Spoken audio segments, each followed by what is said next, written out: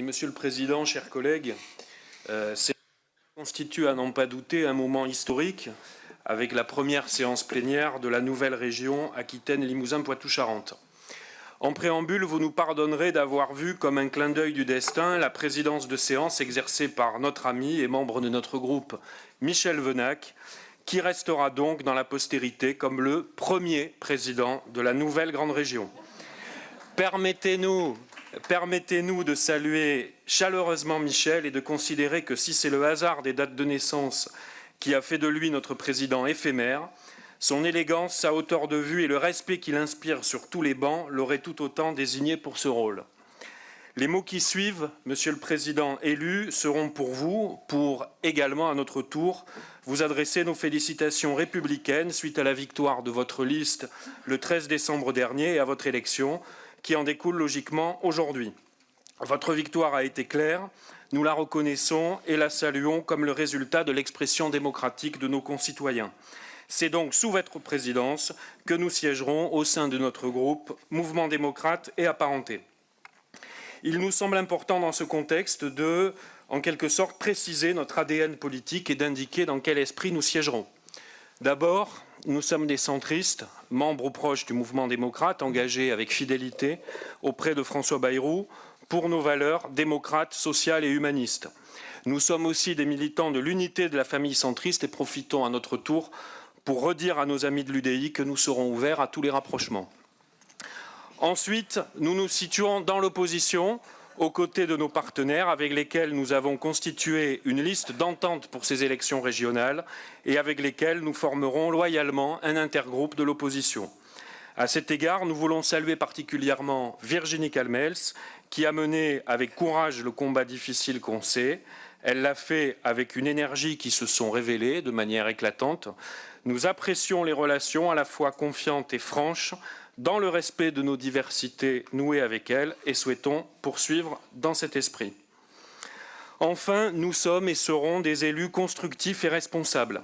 Chaque fois que nécessaire, nous serons ouverts à des convergences de fond, sans aucun sectarisme ni dogmatisme, avec pour seule boussole l'intérêt général de notre grande région et de ses habitants.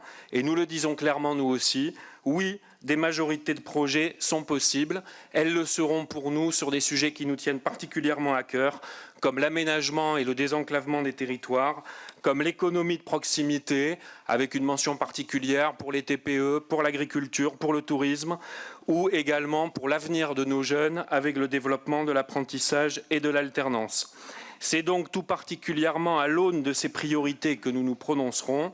Nous soutiendrons tout ce qui ira dans le bon sens et combattrons le reste, mais toujours dans un esprit de dialogue et de respect mutuel. Le rôle des élus minoritaires ou d'opposition est celui, parmi d'autres, en quelque sorte, d'être des lanceurs d'alerte. Alors précisément, nous voudrions vous alerter sur 4 risques qui, à nos yeux, pèsent sur cette mandature. Le premier risque, c'est celui de la fusion-absorption de 2 régions par une, au lieu de la fédération équitable et équilibrée des énergies qui doit présider à l'édification de notre grande région. Il faudra non pas mettre devant le fait accompli, mais comme vous l'avez dit, Président, co-construire ensemble, en sachant prendre le meilleur des acquis des 3 anciennes régions. Le deuxième risque, c'est la vampirisation de nos forces par le chantier technico-administratif, celui de la fusion administrative gigantesque qui est devant nous, au détriment du travail sur les grands projets d'investissement pour nos territoires et leurs habitants.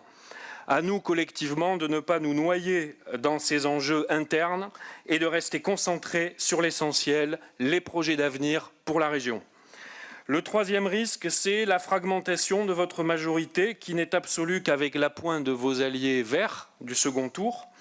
La mandature qui vient révélera probablement les fractures de fond qui traversent votre majorité de l'intérieur.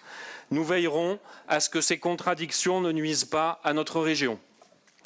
Et enfin, le quatrième risque, c'est le péché d'autosatisfaction ou, pire, le péché d'arrogance qui pourrait poindre, je dis bien qui pourrait poindre, après une victoire électorale, mais a d'autant moins lieu d'être quand la dite victoire est acquise aussi avec une majorité relative des suffrages et une abstention élevée. Tout pouvoir est méchant dès qu'on le laisse faire, tout pouvoir est sage dès qu'il se sent jugé, disait le philosophe, et ne voyez pas de jeu de mots sur votre prénom, Monsieur le Président, Alain. Vous pourrez compter sur notre groupe pour vous rappeler aussi, si besoin, à vos devoirs d'écoute, et je dirais à nos devoirs d'écoute et de respect du pluralisme dans notre Assemblée.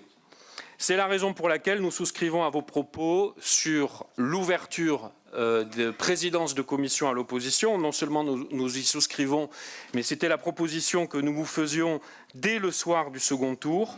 Voilà un premier signal important qui donnera le là d'une mandature. Et cette mandature devra, à notre échelle, apporter des réponses à la crise profonde du lien entre le peuple et ses représentants élus.